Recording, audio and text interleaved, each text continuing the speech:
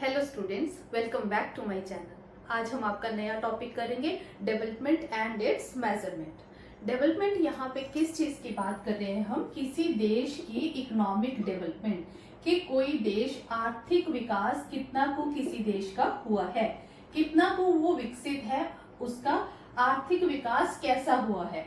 यहाँ पर economic development को समझने के लिए यहाँ पर आपको दो टर्म समझनी है, economic growth and economic development. यही इसका डिफरेंस समझने में कि ग्रोथ क्या है, डेवलपमेंट क्या है, ये बहुत जरूरी है। इसका क्वेश्चन एग्जाम में भी आ जाता है कि what is the difference between economic growth and economic development. ये देखने में वर्ड सेम है कि ग्रोथ एंड डेवलपमेंट एक जैसे हैं, लेकिन क्या फर्क है समझिए। इकोनॉमिक ग्रोथ क्या होता है? जब किसी देश की जीडीपी में इंक्रीज होता है, ग्रॉस डोमेस्टिक प्रोडक्ट में इंक्रीज होता है।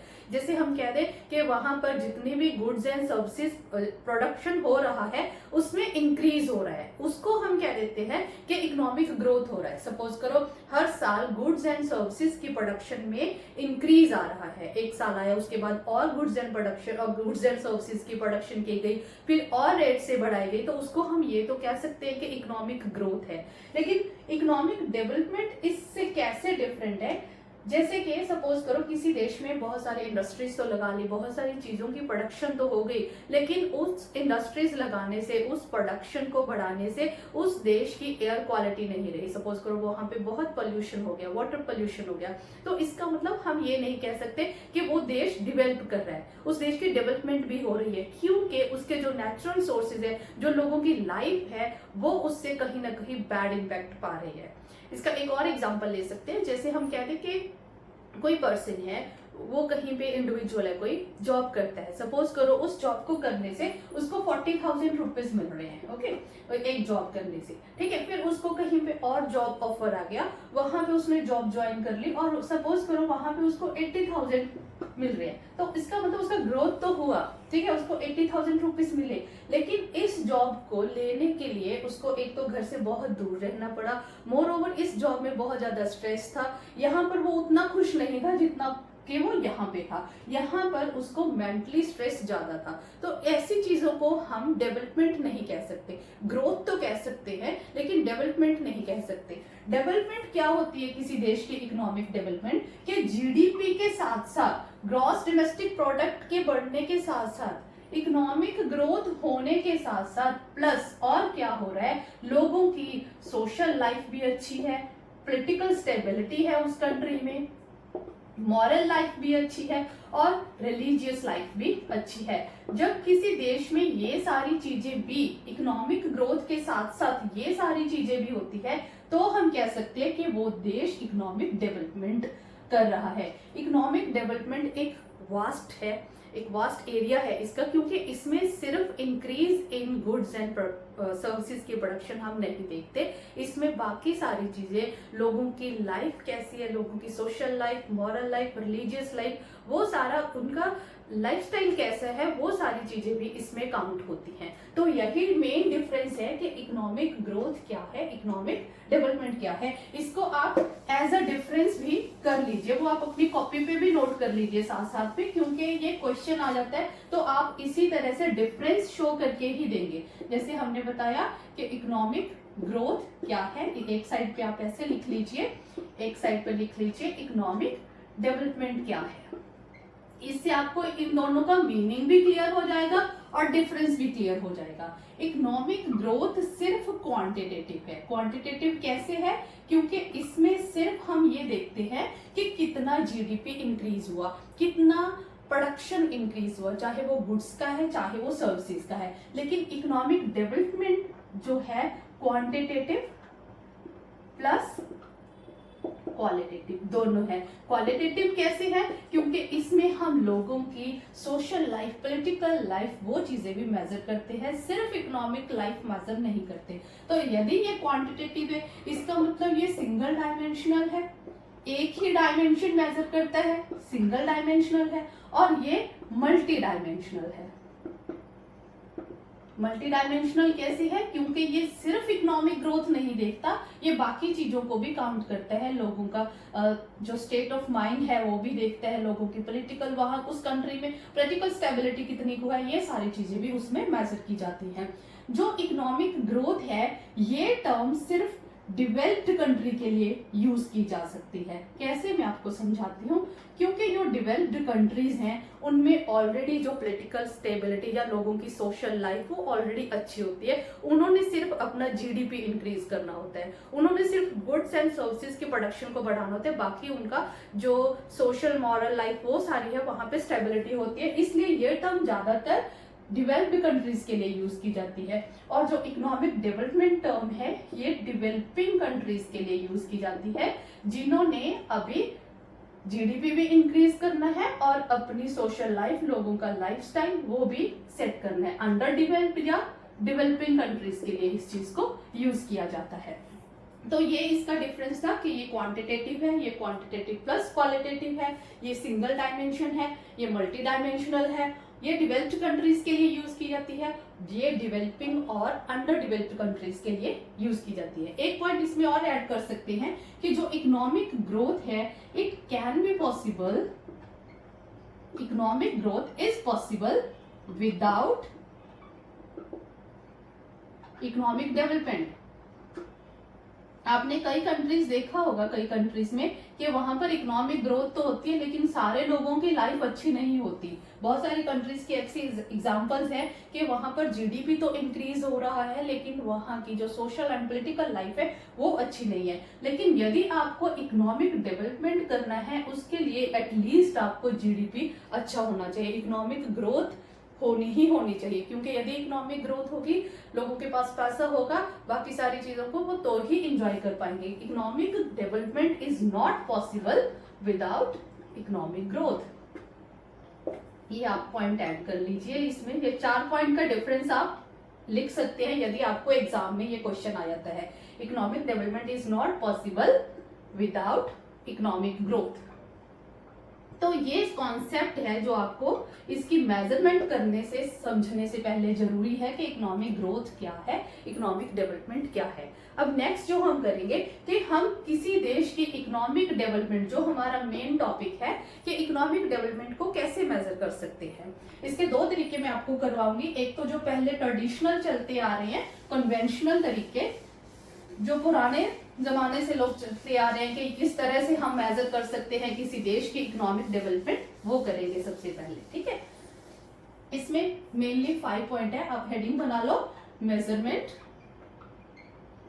Of economic development. ये 2 तरीकों से मैं आपको करवाऊंगी। अभी मैं आपको फर्स्ट वन करवा रही हूँ जो ट्रेडिशनली चलते आ रहे हैं। इसमें क्या है, इसमें सबसे पहले आप लिखो कि on the basis of national income. कुछ इकोनॉमिस्ट मानते हैं कि यदि किसी देश की नेशनल इनकम अच्छी है तो वो देश डेवलप्ड है, और यदि किसी देश की नेशनल इनकम कम है, अप्रोप्रिएट नहीं है, तो वो देश अंडर डेवलप्ड है या वो देश डेवलपमेंट, उस देश की डेवलपमेंट अभी नहीं हुई है। तो कहने का मतलब फर्स्ट पॉइंट ये है कि नेशनल इनकम के बेस पे हम ये जज कर सकते हैं कि कोई देश कितना को डेवलप्ड है। लेकिन यहाँ पर एक प्रॉब्लम थी नेशनल इनकम के कि हो सकते देखो जिस देश की पॉपुलेशन ज्यादा है, नो डाउट पॉपुलेशन ज्यादा है, देश बड़ा है, तो उस देश की इनकम, नेशनल इनकम ज्यादा ही होगी। लेकिन जो कंट्री कोई छोटी है, पॉपुलेशन कम है, हो सकता है उस कंट्री की नेशनल इनकम कंपैरेटिवली कम हो लेकिन वो देश अदरवाइज डेवलप्ड हो। तो इसीलिए एक और इसका तरीका है देखने का, पर कैपिटा इनकम। वो कहते हैं हम पर कैपिटा इनकम के बेस पे जान सकते हैं कि कोई देश कितना को डेवलप्ड है। पर कैपिटा इनकम हम कैसे निकालते हैं, किसी देश की नेशनल इनकम डिवाइडेड बाय वहां उस देश की पॉपुलेशन।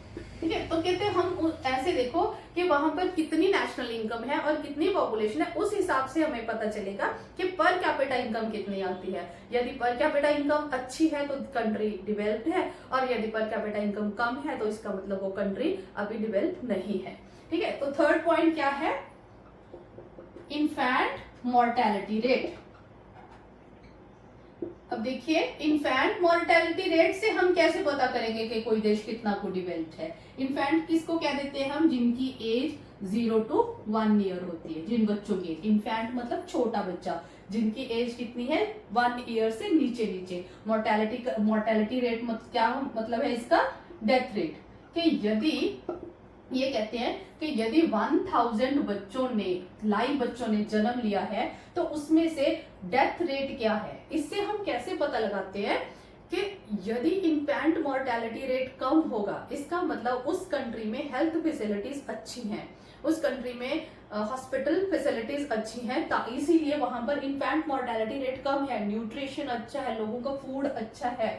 तो उस वजह से हम जान सकते हैं कि यदि इन्फेंट मोर्टेलिटी रेट कम है तो वो कंट्री डेवलप्ड है, और यदि इन्फेंट मोर्टेलिटी रेट ज्यादा है तो इसका मतलब वो कंट्री की डेवलपमेंट नहीं हुई। तो हम ये कैसे देखते हैं कि पर 1000 इन्फेंट मोर्टेलिटी रेट कितना है।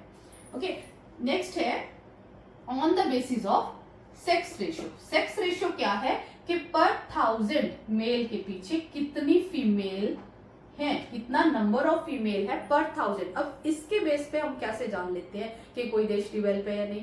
ये कहा जाता है कि यदि फीमेल कम है 1000 के बेस पे तो इसका मतलब वो कंट्री फीमेल को एज अ लाइबिलिटी समझ रहा है, वो उनको जन्म देने से पहले ही मार रहा है, वो लोग इलिटरेट है, अनएजुकेटेड है, जो कि लड़कियों को बोझ समझते हैं। इसलिए यदि ये रेशियो बहुत ज्यादा है तो वो जो कंट्री है वो डेवलप्ड नहीं है।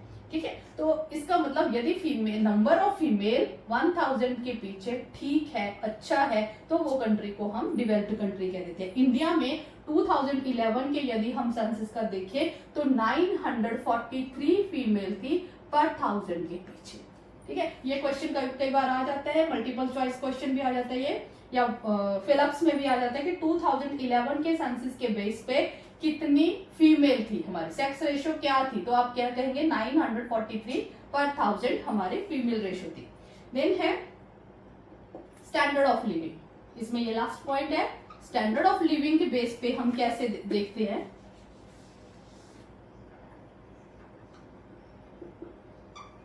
कि यदि लोगों के पास बेसिक फैसिलिटीज अच्छी हैं, स्टैंडर्ड ऑफ लिविंग अच्छा है, उनके पास सारी वो फैसिलिटीज हैं जो एक लाइफ जीने के लिए चाहिए, कूल काम लाइफ जीने के लिए चाहिए, तो हम कह देते हैं कि वो कंट्री डेवलप्ड है। और यदि लोगों के पास बेसिक फैसिलिटीज ही नहीं है, फूड शेल्टर यही चीजें नहीं है, तो हम कह देते हैं कि वो कंट्री अभी डेवलप्ड नहीं है। तो ये 5 पॉइंट वो थे जो कि ट्रेडिशनली तरीके से जज करते हैं कि मेजर करते हैं कि हमारे किसी भी देश का इकोनॉमिक डेवलपमेंट कैसा है। लेकिन इन मेजरमेंट में बहुत सारी कमियां थी, इसलिए नए तरीके के मेजरमेंट आए जो कि अलग अलग इकोनॉमिस्ट ने दिए, उसके बारे में मैं आपको करवाऊंगी। वो करने बहुत जरूरी है, वो सिर्फ आपको एक बार समझने की जरूरत है कि उसका मीनिंग क्या है और वो किसने दिया, तो आपको यदि कैलकुलेट भी करना आ जाए तो भी आपको उसमें कोई प्रॉब्लम नहीं आएगी।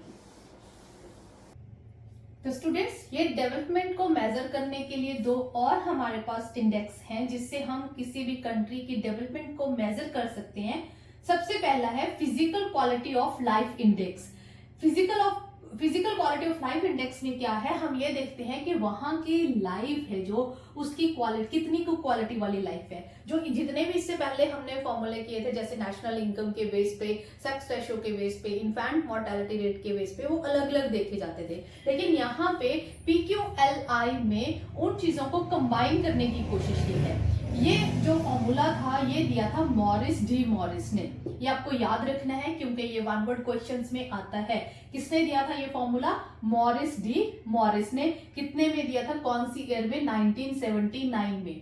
इसमें क्या है, इसमें कई चीजों को कंबाइन किया है, जो आपने ऑलरेडी 5 हमने डिस्कस किए थे मेजरमेंट, डेवलपमेंट को मेजर करने के लिए, उनमें से कुछ चीजों को कंबाइन करके जो डेवलपमेंट को मेजर किया गया है। सबसे पहला है life expectancy indicator. Life expectancy indicator क्या होता है कि किसी कंट्री में लोगों की एवरेज लाइफ कितनी है।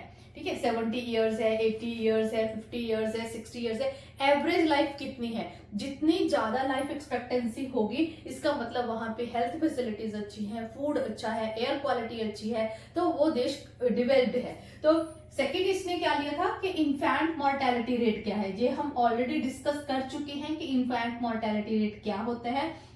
थर्ड है बेसिक लिटरेसी रेट क्या है, कि उस कंट्री में कितने लोग एजुकेटेड हैं। ये इन तीनों चीजों को कंबाइन किया गया है इस फॉर्मूला में, कि कितना रैंक है वहां उस कंट्री का लाइफ एक्सपेक्टेंसी के ऊपर, देन इन्फेंट मोर्टेलिटी रेट के ऊपर वहां का रैंक कितना है, देन बेसिक लिटरेसी रेट वहां पे कितना है उसके ऊपर रैंक कितना है। तीनों चीजों को कंबाइन करके इसका एवरेज निकाला जाता है। कैसे कैलकुलेट किया जाता है? PQLI, rank on life expectancy index, rank on infant mortality rate, rank on basic literacy rate. तीन चीजों को कंबाइन करके फिर उनका 3 से डिवाइड करके एवरेज निकाला जाता है। फिर हम कहते हैं कि उनका physical quality of life index से, जिससे पता चलता है कि वो देश कितना को डेवलप है। यदि आपको क्वेश्चन आ जाता है कि PQLI किसने दिया, मॉरिस डी मॉरिस ने दिया, कितने में दिया? 1979 में दिया। PQLI में हम कौन कौन सी चीजों का रैंक देखते हैं? Life expectancy indicator, infant mortality rate, basic literacy rate. कैसे कैलकुलेट करते हैं? इन तीनों के ऊपर अलग अलग रैंक देख के फिर उनका हम एवरेज कैलकुलेट कर लेते हैं। इस तरह आप PQLI को कैलकुलेट भी कर सकते हैं। सेकेंड जो मेजरमेंट का फॉर्मूला है वो है हमारे पास human development index. Actually human development index इसी का एक जो है इम्प्रूव्ड वर्जन है। इसी चीज को इम्प्रूव करके यूनाइटेड नेशंस डेवलपमेंट प्रोग्राम में दिया गया था, ये 1990 में। इन्होंने इसी चीज को इम्प्रूव करके, ऑलमोस्ट वही चीजें हैं। फर्स्ट इसमें है लॉन्गेविटी ऑफ लाइफ एक्सपेक्टेंसी, ये वही चीज है लाइफ एक्सपेक्टेंसी इंडिकेटर, कि कितना को लाइफ एक कंट्री में वहां के लोग एवरेज लाइफ कितनी को जी रहे हैं। सेकंड है एजुकेशनल अटेनमेंट इंडेक्स, लोग वहां पे कितने को पढ़े लिखे हैं, कितने को एजुकेटेड है, जो हमने इधर किया था। Basic literacy rate same, almost same point है। देन है ये थोड़ा सा डिफरेंट है, real per capita GDP. Real per capita GDP क्या है कि उस कंट्री में यदि ग्रॉस डोमेस्टिक प्रोडक्ट हम देखें, यदि हम पॉपुलेशन के अकॉर्डिंग देखें तो वो कितना को पर पर्सन आ रहा है। Real per capita gross domestic product कितना है, कैसे निकालेंगे हम इसको? Total GDP divided by population. तो इसको, ये तीनों चीजों को कैलकुलेट करके उसके बाद हम ह्यूमन डेवलपमेंट इंडेक्स कैसे देखते हैं? रैंक ऑन LEI, LEI क्या है? Life expectancy indicator. देन है rank on educational attainment index, then है rank on real per capita GDP. Then इन तीनों का एवरेज निकाल लिया जाता है। इस तरह से हम HDI कैलकुलेट कर सकते हैं। यदि हम इंडिया का देखें, 2021 में इंडिया का HDI रैंक था जो 132 था। ये भी आपको अपने दिमाग में बिठा लेना है, लर्न कर लेना है कि 2021 में इंडिया का रैंक यदि हम ह्यूमन डेवलपमेंट इंडेक्स के बेस पे देखें तो कितना था? 132। इसमें मेजर जो आपने याद रखना है, एक तो है कि ये PQLI किसने दिया था, इसका फुल फॉर्म याद कर लेना, physical quality of life index. Because आपके क्वेश्चंस में, आपकी बुक में ज्यादातर इसका शॉर्ट फॉर्म ही यूज किया हुआ है, तो आपको इसको एक्सपैंड करना आना चाहिए, physical quality of life index. Okay, तो ह्यूमन डेवलपमेंट इंडेक्स का इसी तरह फॉर्मूला याद कर लेना है। किसने दिया? यूनाइटेड नेशंस डेवलपमेंट प्रोग्राम ने दिया गया था 1990 में। तो इसमें तीन चीजें हम मेनली देखते हैं, life expectancy indicator, infant mortality rate, basic literacy rate, और इसको यदि कैलकुलेट करना है तो हम उनका एवरेज निकाल लेते हैं। सिमिलरली इधर हम इन ये तीन चीजें देखते हैं और उन तीनों का एवरेज निकाल लेते हैं यदि हमने HDI देखना है। HDI एक तरह का इसी का इम्प्रूव्ड वर्जन था। ओके, अब यदि हमने देखना है कि पंजाब में स्टेट वाइज हमने कंपैरिजन करना है कि कौन सी स्टेट कितनी को डेवलप है। जैसे हमारी स्टेट इंडिया में केरला है, पंजाब है, बिहार है, इन तीन स्टेट्स का हम कंपैरिजन करेंगे कि कौन सी स्टेट कितनी को डेवलप्ड है। तो स्टूडेंट्स, ये आपको हमारे तीन स्टेट्स का कंपैरिजन दिखाया गया है कि जो इंडिकेटर जिनकी हमने बात की थी कि जिससे हम डेवलपमेंट मेजर कर सकते हैं, तो हमारा स्टेट वाइज क्या स्टेटस है। जैसे हम देखें BPL population below poverty line, के गरीबी की रेखा से कितने लोग नीचे हैं। बीपीएल पॉपुलेशन केरला में कितनी है 7.05%, पंजाब में कितनी है 8.26%, बिहार में कितनी है 33.74%। इसका मतलब क्या है कि पंजाब एंड केरला में कंपैरेटिवली बिहार के काफी कम पॉपुलेशन है जो कि बिलो पॉवर्टी लाइन है। और यदि हम सेक्स रेशियो की बात करें तो केरला में फीमेल ज्यादा है मेल से, जो कि ये इंडिकेट करता है कि वहां के लोगों की सोच अच्छी है, वहां के लोग पढ़े लिखे हैं, एजुकेटेड हैं और वो एडवांस्ड है हमसे। तो वहां पे 1084 मतलब 1000 मेल के पीछे इतनी फीमेल है। पंजाब में ये आंकड़ा बहुत कम है, वहां पे 895 है सिर्फ। बिहार जबकि पंजाब से इस सिचुएशन में बेटर है, वहां पे 918 है। इन्फेंट मोर्टेलिटी रेट केरला में सिर्फ 20 है और पंजाब में ये 30 है। हम ये कैसे देखते थे इन्फेंट मोर्टेलिटी रेट, मैंने आपको करवाया था कि पर 1000 बच्चों के पीछे यदि 1000 बच्चे लाइव बर्थ लेते हैं तो उनमें से कितने बच्चों की डेथ हो रही है, उसको हम कहते हैं इन्फेंट मोर्टेलिटी रेट। केरला में ये कितना है 12, पंजाब में कितना है 30, बिहार में कितना है 44। देन लिटरेसी रेट एजुकेशन का क्या है, केरला में 94% पॉपुलेशन एजुकेटेड है, पंजाब में 75% पॉपुलेशन एजुकेटेड है, बिहार में 61% पॉपुलेशन एजुकेटेड है। यहां से आप खुद ही कंपेयर कर सकते हैं कि पंजाब कहीं हद तक बेटर कर रहा है बिहार से, लेकिन वो काफी पीछे है केरला से। आपको कंपैरिजन में आ जाता है कि यदि बीपीएल में केरला अच्छा है या बिहार अच्छा है, पंजाब अच्छा है या बिहार अच्छा है, तो यदि सिर्फ आप इतना को टेबल लर्न कर लो, इस टेबल को एक बार प्रैक्टिस कर लो लिखने में, तो आपको कोई भी क्वेश्चन इसमें से आ जाए, किसी भी स्टेट का पूछ ले, तो आप उसका आंसर कर सकते हैं। मैंने इसको इसी टेबुलर फॉर्म में इसीलिए किया है क्योंकि आपको पैराग्राफ में आप लर्न करोगे शायद आपको मुश्किल लगेगा, लेकिन एक बार टेबल में आप इसको खुद से हाथ से लिख लोगे तो बहुत इजी हो जाएगा और आपको एग्जाम तक बिल्कुल याद रहेगा ये। ठीक है, तो ये था हमारा chapter development and its measurement. Hope ये आपको बहुत अच्छे से समझ आ गया होगा। इसके सारे नोट्स आपने बना लेने हैं। इसमें से एक टॉपिक है सस्टेनेबल डेवलपमेंट, जिसकी मैं अलग से शॉर्ट वीडियो बनाऊंगी, वो आपने वहां से देख लेनी है। Thank you so much, thanks for watching.